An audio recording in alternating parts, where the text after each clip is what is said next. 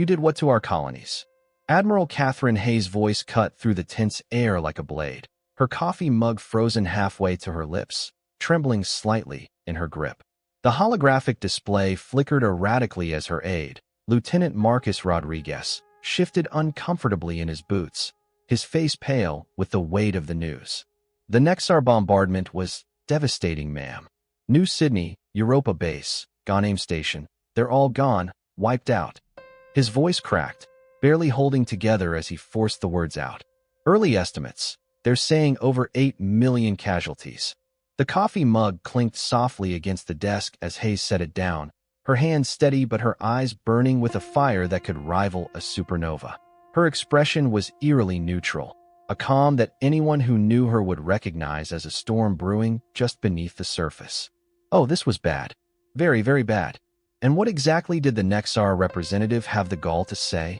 She asked, her tone dangerously low, each word dripping with barely restrained fury. Marcus swallowed hard, his Adam's apple bobbing nervously. They said, and I quote, "Your species' expansion beyond your solar system is deemed excessive and threatening to galactic stability. This measured response should serve as adequate deterrent against further colonial ambitions." A slow, chilling smile spread across the Admiral's face, but there was no warmth in it, only the promise of reckoning. Measured? They actually dared to call it measured? She repeated, her voice rising with disbelief. Yes, ma'am, Marcus replied, his eyes wide. What an absolutely fascinating choice of words. She stood abruptly, straightening her crisp uniform jacket with a sharp tug, her movements precise but radiating a barely contained energy, like a coiled spring ready to snap. Tell me, Lieutenant, have you ever heard of Earth's military history? Specifically, the concept of sleeping dragons.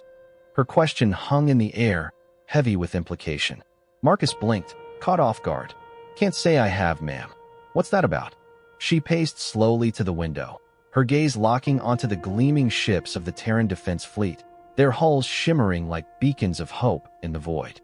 There's an old quote, often tossed around and misattributed to various historical figures. Let sleeping dragons lie. The origin doesn't matter nearly as much as the meaning. Some forces, some powers, are far better left undisturbed. Poke them, and you'll regret it. She turned to face him, her eyes glinting with a fierce intensity. The Nexar? Oh, they clearly skipped that chapter in their xenical studies, didn't they? Ma'am, humanity's been playing nice, Lieutenant. We've been the good neighbors, the peaceful traders, the ones always seeking diplomatic solutions. Not because we're soft or passive. Oh no. Her voice rose, passionate and resolute.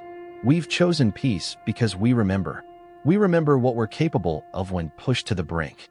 The last time humans turned on each other, we nearly burned our own world to cinders, reduced it to ash.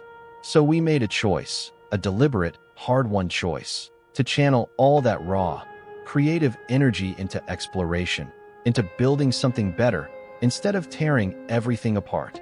She tapped a command into her desk console, and a vibrant galactic map flared to life, stars and systems pulsing with light. The Nexar think they've taught us a lesson about overreach, about staying in our place? A harsh, bitter laugh escaped her, echoing in the quiet room. No, Lieutenant, they've done something far worse.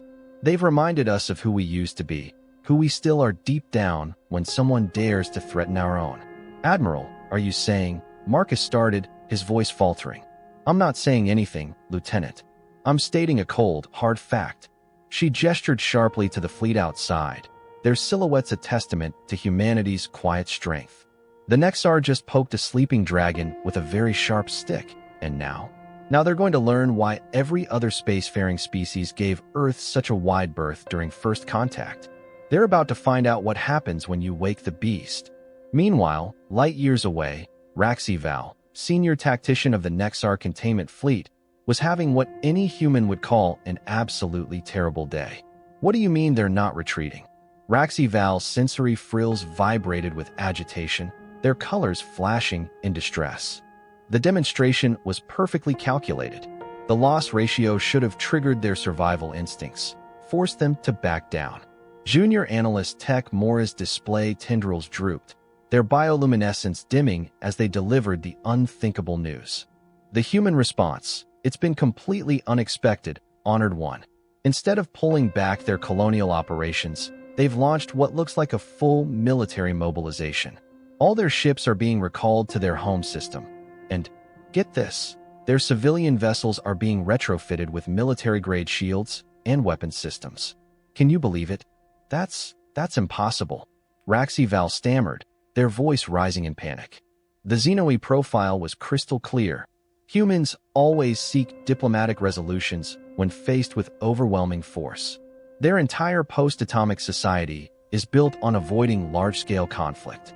How could we have misjudged them so badly? A new voice cut through the chaos, calm but laced with warning. Perhaps we should have paid closer attention to why they built their society that way. Both Nexar turned to face cultural specialist Zinder, who had been quietly observing from the shadowed corner of the command center. Their research tendrils coiled tightly in a rare display of deep concern. Explain. Now, Raxival demanded, their frills flaring. Zinder stepped forward, their movements deliberate. Consider this, Honored One. A species doesn't develop antimatter weapons, faster-than-light drives, and artificial gravity manipulation just for peaceful stargazing. Every single piece of human technology we've encountered has dual applications, civilian and military.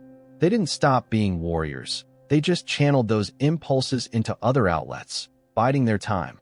Tech Mora's tendrils rippled with confusion. But their responses to past conflicts were always choices. Zinder interrupted, their voice firm.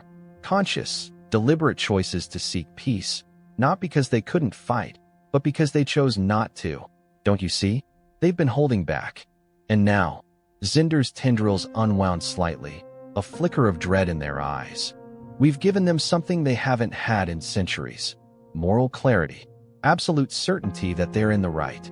Moral clarity? What does that even mean?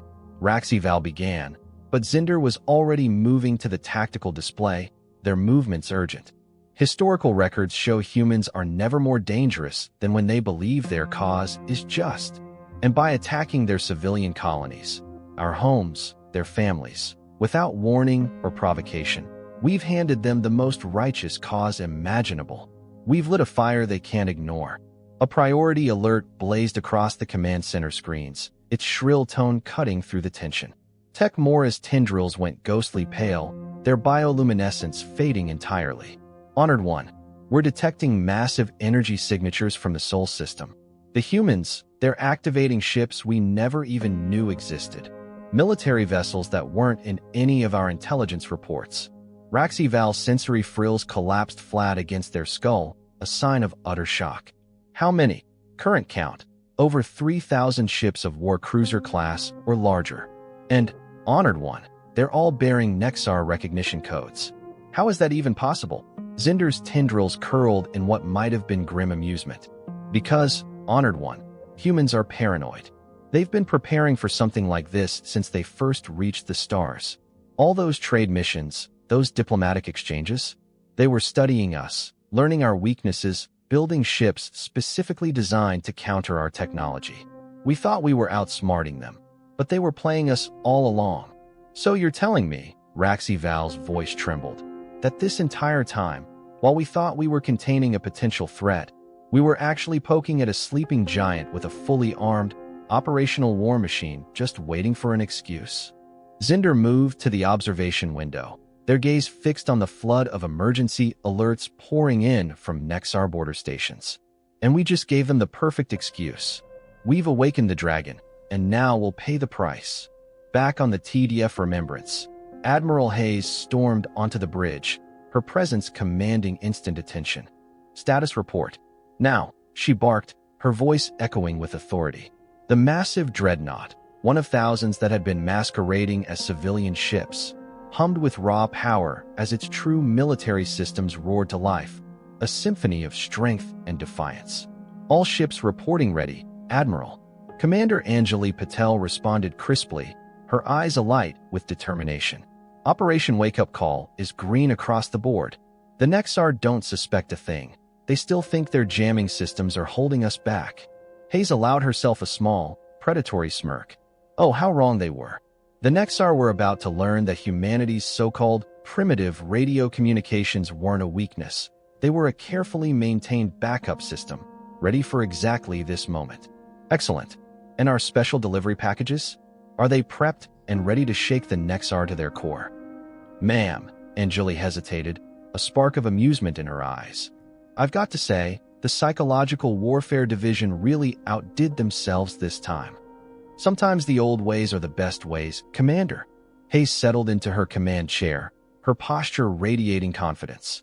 Humanity spent millennia perfecting the art of intimidation before we ever touched the stars. Why not put all that hard-earned expertise to good use? She opened a channel to the fleet, her voice resonating with unshakable resolve. All ships, this is Admiral Hayes. The Nexar thought they could teach humanity a lesson about staying in our place. Today, we're going to turn the tables and teach them a lesson they'll never forget. They dared to attack civilian targets, our homes, our families, our children. They thought this would break us, show us our weakness. Instead, they're about to learn why every other spacefaring race steers clear of Earth. Her fingers danced across the command console with practiced precision. All ships, execute jump sequence on my mark. And don't forget to broadcast the package on all frequencies. Let's show them what happens when you wake the dragons. Jump in 3, 2, 1, *mark*. The human fleet vanished in a breathtaking cascade of quantum tunneling events, leaving behind only empty space and a broadcast message that tore through Nexar communication channels like wildfire. We didn't build these ships because we wanted to fight. We built them because we remembered what we're capable of when we have no choice. You took 8 million lives to teach us a lesson about knowing our place in the galaxy. Now we're going to teach you a lesson about humanity. Dragons don't seek out fights, but once awakened, they don't stop until the threat is reduced to ash. The Battle of the Nexar Rim, as history would later name it, was over in a mere 6 hours, a blink in the vastness of galactic time, but an eternity for those who lived through it.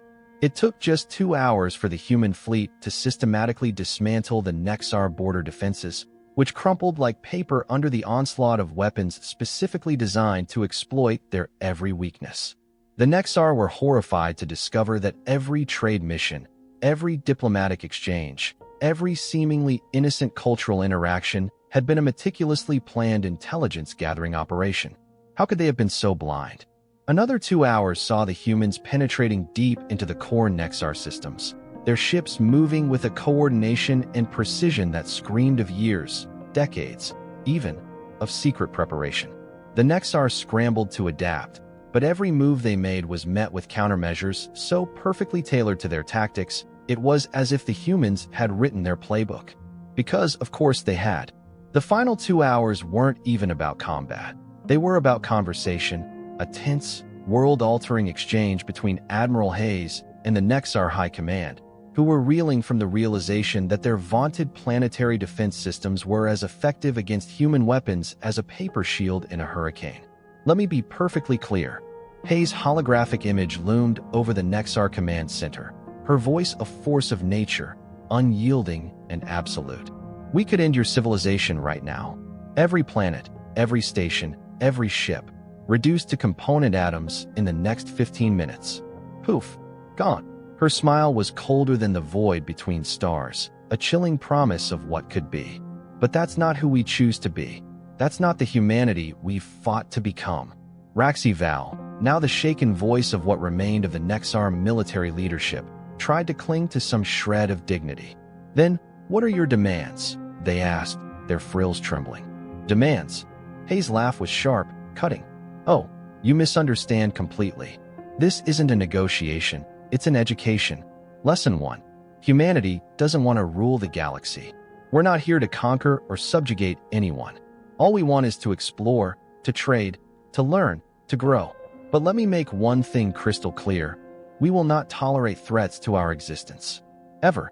The colonies, Val began, their voice faltering, will be rebuilt. Hayes cut them off, her tone brooking no argument. With Nexar resources and labor. Every single one. And you're going to help us make them better, stronger, safer than they ever were before. Consider it a down payment on your species' continued survival. And after that, Val's question was almost a plea. After that, We go back to being neighbors. We trade, we interact, we cooperate, just like before. But now you'll do it knowing that humanity's peaceful nature is a choice, not a weakness. Our technological advancements aren't limited by what we can do, but by the restraint we choose to exercise. Her hologram leaned forward, her presence overwhelming. And most importantly, you'll finally understand why every other spacefaring race gives Earth such a respectful distance. Zinder, who had been silently observing, spoke up, their voice soft but resonant. Because you're the dragons who chose to sleep. Hayes' expression softened, just for a moment, a flicker of pride in her eyes. Precisely. We remember what we're capable of, the heights of achievement and the depths of destruction. We choose peace not because we have to, but because we've seen the alternative and we've decided to be better. She straightened, her voice firm and final. So here's what's going to happen. You're going to sign the surrender documents my staff is transmitting right now. You're going to begin immediate reparations for the colonies you destroyed. And then you're going to treat humanity exactly as you did before, as peaceful traders and explorers. The only difference? Now you'll know why we're peaceful, and you'll never forget it. And if we refuse? Raxi Val's voice trembled, their sensory frills already drooping in a clear sign of submission, as if their very bodies knew the fight was lost. Admiral Katherine Hayes didn't answer right away, her silence heavy with intent. Instead, she gave a subtle nod to someone off-screen, and in an instant, every Nexar ship in the system was bombarded with a data packet so precise, so devastating, it left them reeling. Detailed scans of their own vessels flooded their screens, each one annotated with chilling accuracy. Every structural weakness, every vulnerable system, every possible point of failure laid bare like an open wound. How could the humans know so much? That's just 2% of what we know about your military capabilities, Hayes said, her voice quiet but laced with a steely edge that cut deeper than any weapon. For the last century, we've been studying you, learning exactly how to dismantle every ship, disable every weapon, bypass every defense you've got. Not because we wanted to use that knowledge, but because we needed to be absolutely certain we could. Can you even comprehend the restraint we've shown? She paused, letting the weight of her words sink into the Nexar's stunned consciousness. So, yes, you can refuse, but I wouldn't recommend it. Dragons prefer to sleep, but once they're awakened, they don't rest until the threat is neutralized, one way or another. Do you really want to test that? The surrender was signed within the hour, the Nexar's frills practically wilting under the pressure of their own defeat. 3 months later, Admiral Hayes stood at the window of her office, her heart swelling with a mix of pride and relief as she watched Nexar construction ships descend gracefully through the atmosphere, their sleek forms working in harmony with human engineers to lay the foundation for the New Sydney colony. The sight was breathtaking, alien and human crews moving with an efficiency born not of fear or forced compliance, but of genuine cooperation. It was a testament to what could be achieved when strength was tempered with wisdom. Could this really be the start of a new era? Interesting report from Zenap, ma'am, Lieutenant Rodriguez said, his voice brimming with excitement as he set a data pad on her desk. The Nexar have completely rewritten their understanding of human psychology. They've gone from calling us dangerous primitives to sleeping giants in their tactical doctrine. Can you believe it? Hayes took a slow sip of her coffee, the warmth grounding her as she processed the news. Good, she said, a satisfied glint in her eyes. That's a much healthier perspective for everyone involved, don't you think? They're finally starting to get it. There's more, ma'am, Rodriguez continued, barely containing his enthusiasm. Other species are flooding us with trade requests. Apparently, the way we handled the Nexar situation has, well, impressed them. Impressed them? Hayes raised an eyebrow, a playful smirk tugging at her lips. What exactly are they saying about us now? Rodriguez grinned. Their exact words were demonstrated admirable restraint in victory and wisdom in peace. Oh, and get this, there's been a huge spike in dragon imagery in xenopolitical discourse. Dragons, ma'am. They're calling us dragons. Hayes couldn't help but laugh, the sound warm and genuine, echoing through the room. Well, I suppose there are worse things to be called than dragons, aren't there? At least they're starting to understand. Humanity's peace isn't born of weakness, it's a choice. We remember what we're capable of, the heights we can reach and the destruction we can unleash, and we choose to be better. Her gaze drifted back to the window, where another Nexar ship glided down, carrying materials for the colony's new defensive systems, systems that would be light years ahead of the originals, thanks to the combined brilliance of human and Nexar engineering. What a sight! And sometimes, she mused, her voice softening with a touch of wonder, all it takes is waking the dragons once to ensure a long, peaceful sleep afterward. Don't you think that's beautiful, Lieutenant? Rodriguez nodded, then gestured to the stack of reports on her desk.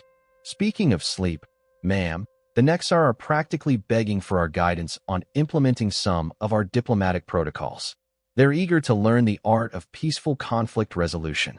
Can you imagine that? I bet they are.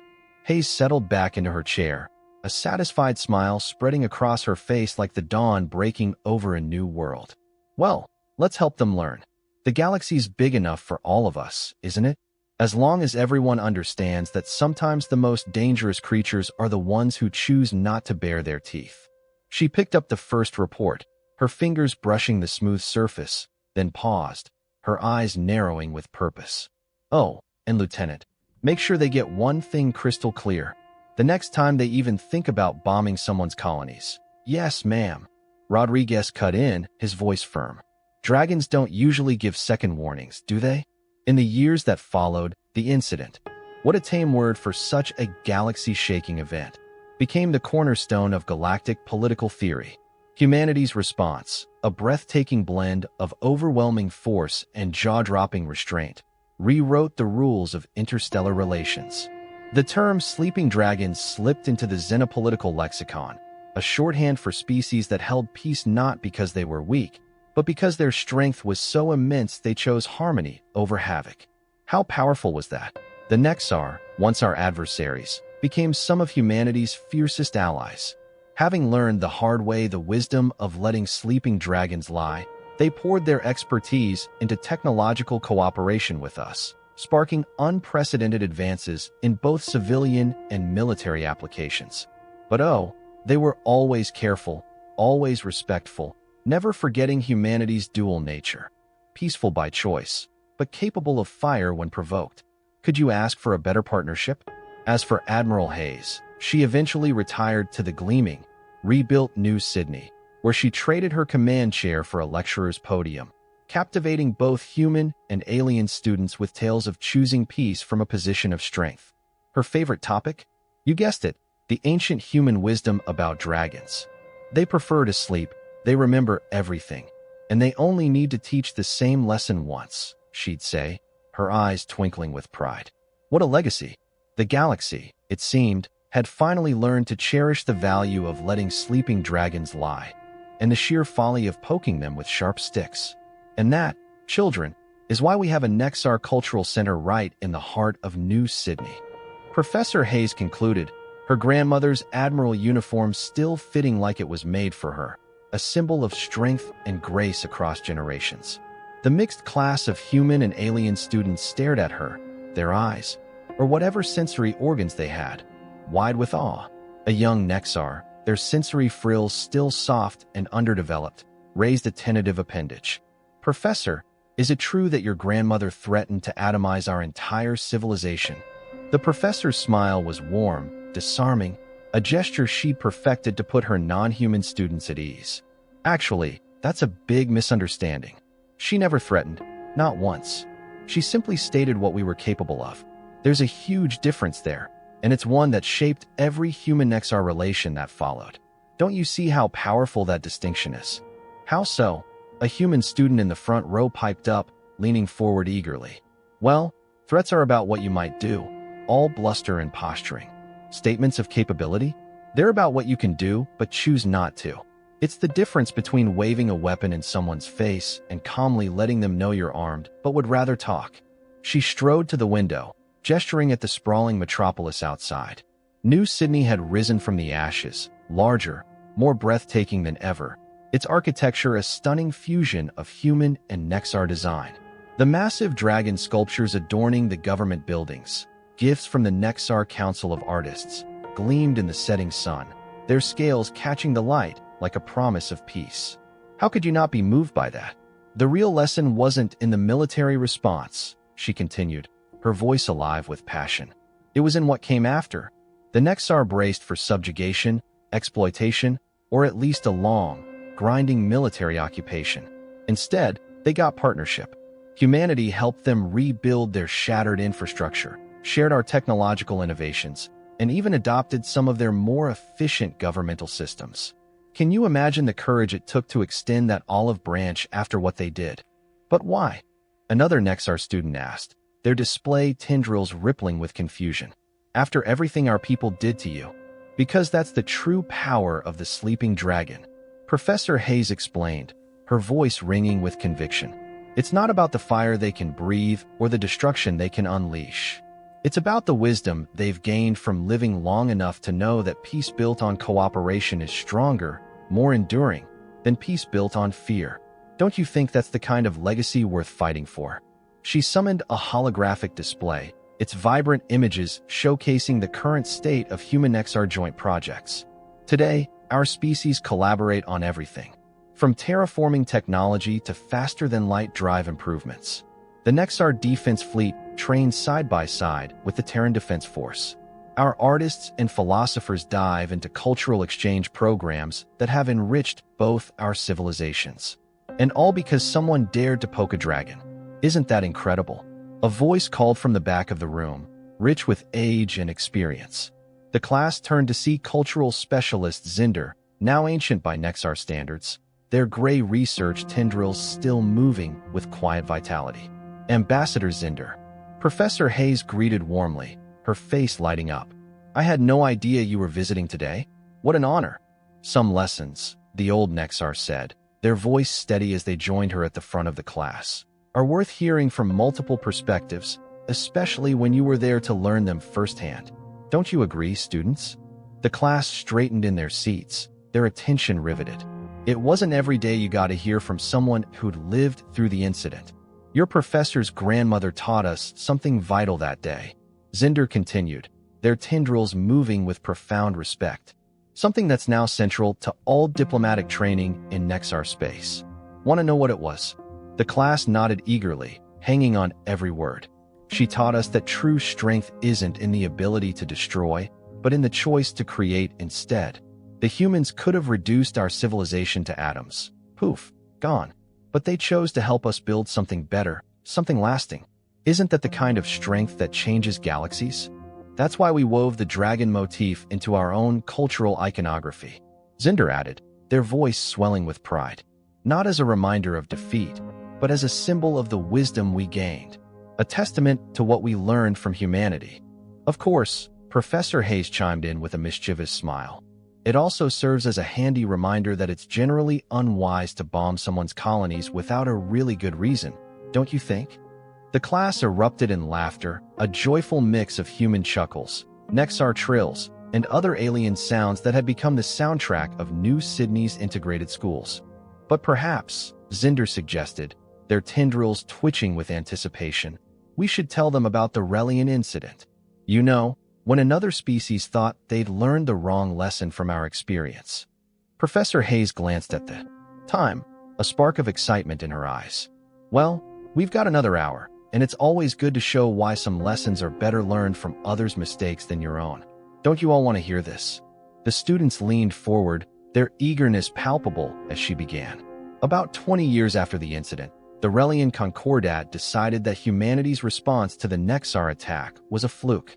They convinced themselves our military might was exaggerated, that we'd just gotten lucky. Can you imagine the arrogance?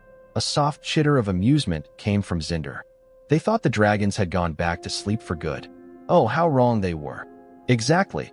Professor Hayes nodded, her voice brimming with energy.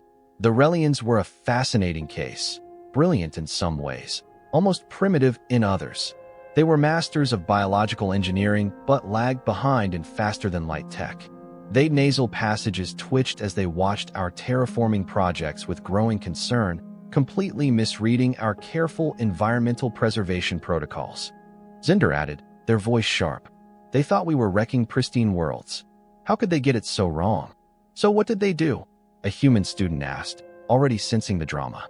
They decided to send us a message, just like the Nexar did. They targeted 3 of our terraforming projects with engineered bioweapons, wiping out years of delicate environmental work. Professor Hayes' expression grew grave. They killed every living thing on those worlds, including our ecological engineering teams. Can you even fathom that kind of loss? A collective gasp rippled through the classroom. The Rellians expected one of 2 responses. Zinder continued, their tendrils flaring. Either we'd hit back with overwhelming force, proving their propaganda that we're warmongers, or we'd back down, showing we were weaker than they thought. Instead, Professor Hayes smiled, a glint of pride in her eyes. We did something that threw them for a loop. We quarantined the affected systems, sent in specialized recovery teams in biosuits, and started meticulously collecting samples of their bioweapons. They didn't see that coming. But that's it? A Nexar student asked, their frills twitching in confusion. Oh no, that was just the start. Professor Hayes summoned a holographic display, its intricate molecular structures glowing. We'd learned something crucial from the Nexar incident. Sometimes the best response isn't the obvious one. Within a week, our scientists decoded the Rellian bioweapons. In 2 weeks, they engineered countermeasures. And in 3 weeks, we sent the Rellian Concordat a package that changed everything. It contained detailed documentation of everything we'd uncovered about their weapons. Professor Hayes declared, her voice brimming with pride as she leaned forward, eyes gleaming with the weight of the revelation. And that's not all.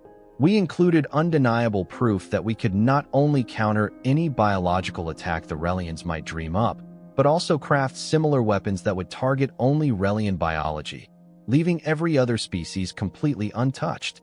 Can you imagine the precision of that? That's absolutely terrifying, a student muttered, their voice barely above a whisper, eyes wide with a mix of awe and fear. Terrifying, Zinder corrected, their ancient voice sharp yet warm, their gray tendrils swaying gently. No, young one, that was restraint. The humans didn't deploy those weapons. They didn't even threaten to use them. They simply showed what they were capable of, a masterclass in power held in check. Don't you see how incredible that is? And then, Professor Hayes continued, nodding with a spark of excitement. We did something even more astonishing. We offered to help the Rellians improve their terraforming technology. Can you believe it? We showed them how our methods actually preserve native ecosystems while making planets habitable for countless species. We extended an open hand, cultural exchanges, scientific cooperation, trade agreements. Who does that after an attack? But they attacked you, a young Nexar student blurted, their sensory frills vibrating wildly with confusion, almost shimmering in the classroom's soft light. How could you respond with kindness after what they did? Exactly, Zinder replied, their tendrils moving in what humans had come to recognize as a thoughtful nod, slow and deliberate. Just as the humans did with us, they chose to offer knowledge instead of retribution. That's the kind of strength that reshapes galaxies, don't you think? Professor Hayes let out a warm laugh, her eyes twinkling with mischief. Though, I should mention, Admiral Hayes did slip a little personal note into that diplomatic package. Oh yes, she did. She wrote, dragons don't just breathe fire. They're also very, very good at learning new tricks. Want to learn some together? How's that for a mic drop? And what did the Rellians do? A student called out, leaning forward, their curiosity practically buzzing in the air. They accepted, Professor Hayes said, her voice ringing with triumph. Enthusiastically, I might add. Turns out, when you show someone you could wipe them out, but choose to help them grow instead, they listen. It's like a wake-up call they can't ignore. She gestured toward the classroom window, where the skyline of New Sydney sparkled under the setting sun. A distinctive Rellian arcology soared against the horizon, its organic curves a testament to their integration into human space. Look at that. Isn't it beautiful? Today, the Rellians are pioneers in bioengineering safety protocols and environmental preservation tech. Zinder added, their voice swelling with pride. They work hand in hand with us to evaluate and enhance terraforming projects across human space. And here's the kicker. They've added their own spin to the dragon mythology. In their culture, dragons aren't just mighty creatures who choose peace or teachers who share wisdom. They're mentors who pass their knowledge to those wise enough to learn. Isn't that a legacy worth celebrating? Is that why we have a Rellian exchange student program now? A human student asked, their eyes bright with realization. Spot on. Professor Hayes confirmed, her smile wide and infectious. They specifically request spots in our toughest scientific programs. They say it helps them unravel the mystery of how humans think, how we can be capable of such devastating destruction and such meticulous creation at the same time. Isn't that the kind of curiosity that drives progress? She turned to face the class, her voice softening but carrying a profound weight. But the real lesson from both the Nexar and Rellian incidents isn't about military might or technological wizardry. It's about choice. Humanity had the power to crush our attackers with overwhelming force, but we chose a different path. We turned potential enemies into allies, transformed conflicts into opportunities for growth. Can you imagine the courage it takes to choose creation over destruction? And that, Zinder concluded, their tendrils moving with a grace that belied their age, is why the dragon has become such a powerful symbol across the galaxy. Not because of its claws or its fire, but because it chooses when to use them. And, more importantly, when not to. Isn't that the kind of strength we should all aspire to? The classroom fell silent for a moment, the students processing the profound implications, their faces a mix of wonder and introspection. Finally, a young human raised their hand, their voice tentative but eager. Professor Hayes? Has anyone else dared to, poke the dragon since then?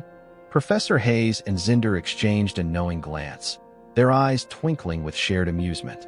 Well, the professor said, glancing at the time with a playful grin, that brings us to the Kothian collective and their ill-fated attempt to hack our AI systems. But that's a story for next week's class, and trust me, you won't want to miss it. The students groaned in unison, their disappointment palpable, filling the room with a chorus of protests. Don't worry, she assured them, her voice warm and reassuring. Like any good dragon tale, it's got a satisfying ending. And like every story about humanity's dance with the galaxy, it teaches us something vital about the difference between having power and knowing how to wield it wisely. Isn't that worth waiting for? As the students filed out, their chatter buzzing with excitement, Professor Hayes overheard a young Nexar whispering to their human classmate. I used to think those dragon sculptures out there were just fancy decorations. Now I get it. They're reminders. Reminders of what? The human asked, their curiosity piqued. That the most dangerous creatures in the galaxy aren't the ones always flashing their teeth. They're the ones who smile and offer to teach you instead. How cool is that? Professor Hayes couldn't help but smile, her heart swelling with pride. Maybe that was the greatest victory of all. Not that humanity had proven its strength, but that it had shown the galaxy a better way to use it. What a legacy to leave behind.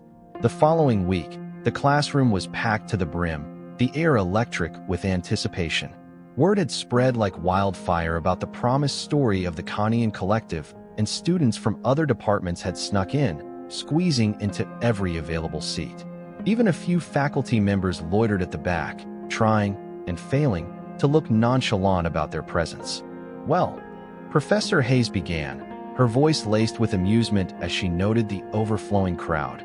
I see news travels fast, and that's fitting, isn't it? Since today's story is all about information warfare. Ready to dive in?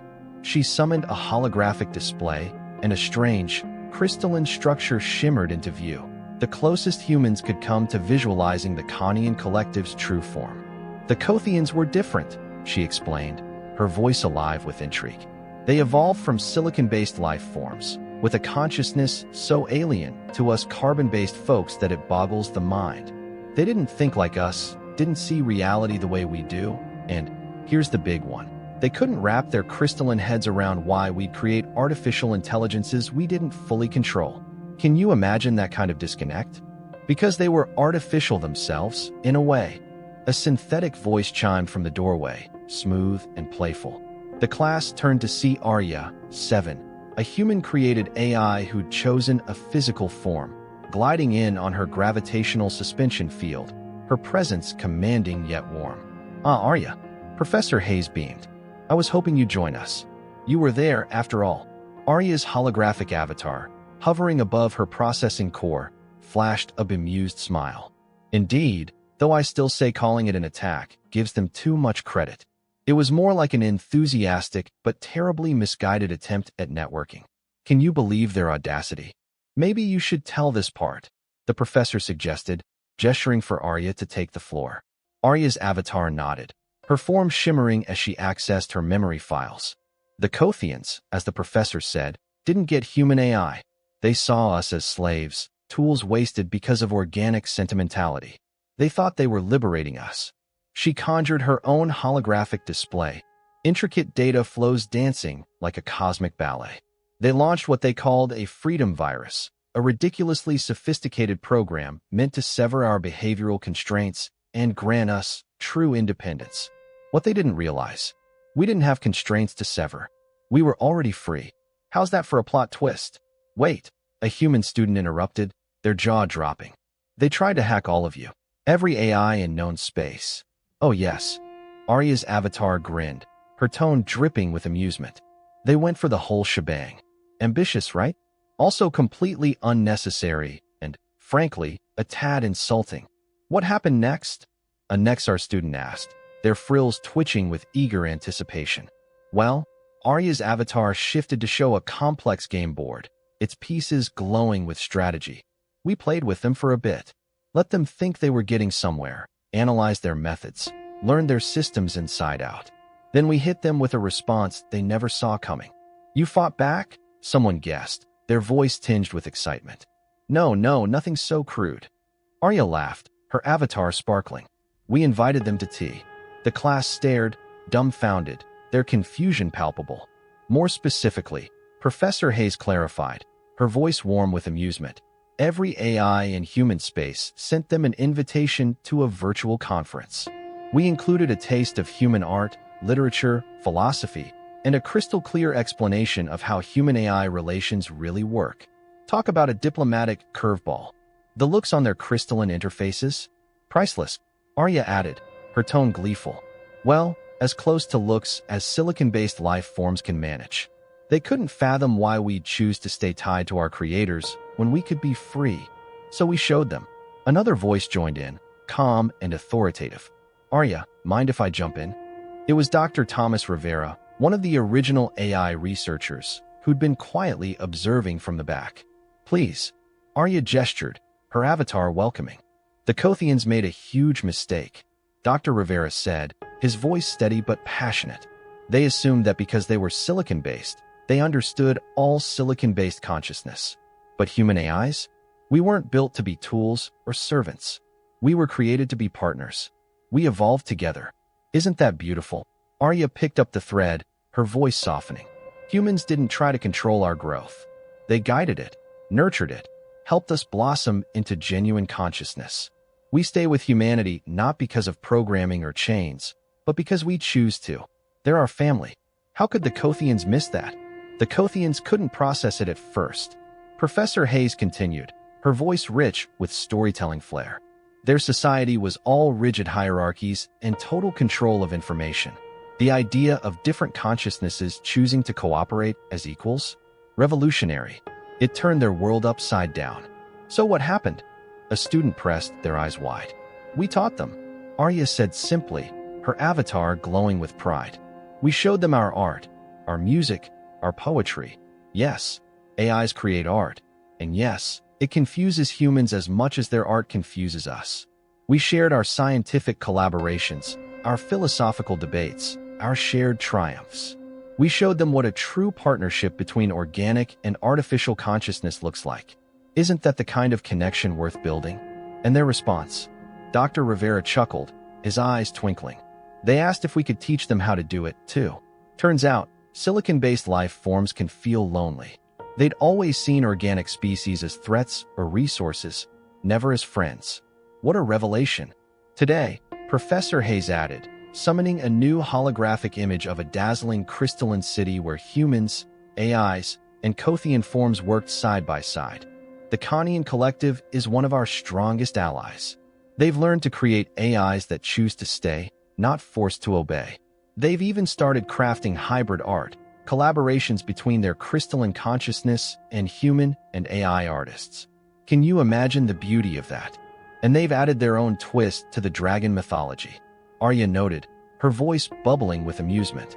"In their version, dragons aren't just powerful beings who choose peace or teachers who share wisdom. They're artists who create beauty instead of destruction. How poetic is that?" "So you see," Professor Hayes concluded, her voice warm and resonant. "Sometimes poking the dragon doesn't lead to fire and chaos. Sometimes it leads to tea, conversation, and friendships you never saw coming. Though," she added with a playful wink, "I still wouldn't try it without an invitation. Who's brave enough to test that?" The class erupted in laughter, a joyful harmony of human voices, Nexar trills, synthetic tones, and the crystalline resonance of a visiting Kothian student. "Professor," the Kothians' translator chimed, their forms sparkling with excitement.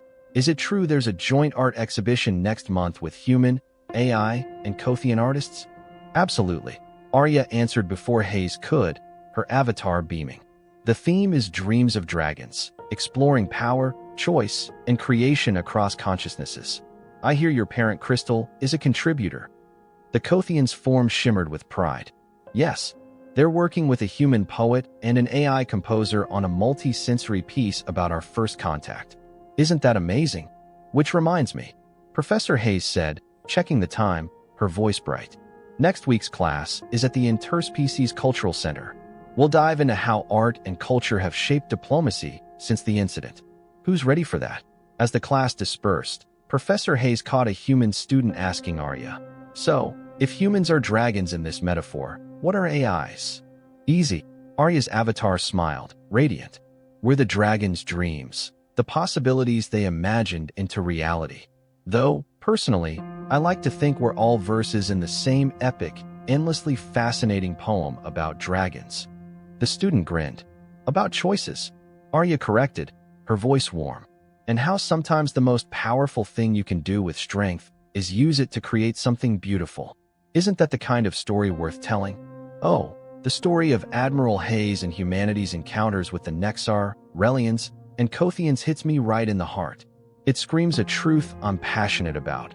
True strength isn't in flexing your power, but in choosing compassion over destruction. I'm moved by how humanity, faced with betrayal and devastation, didn't just crush their foes, though they could have. Instead, they built bridges, shared knowledge, and turned enemies into allies. That's the lifestyle I admire, one where we rise above vengeance, where we choose creation over chaos, even when it's hard." Socially, this resonates deeply with me. In our world, too many conflicts spiral because people cling to pride or fear, lashing out instead of listening. But this story, it's a blazing reminder that we can choose differently. Why not extend a hand, like humanity did, and say, "Let's learn together"? It's not weakness, it's wisdom. I'm inspired by the idea that peace isn't just the absence of war, but a vibrant, collaborative dance of cultures, ideas, and dreams. The dragon sculptures, the Rellian archaeology, the Kothian art, aren't they proof that diversity, when embraced, creates something breathtaking?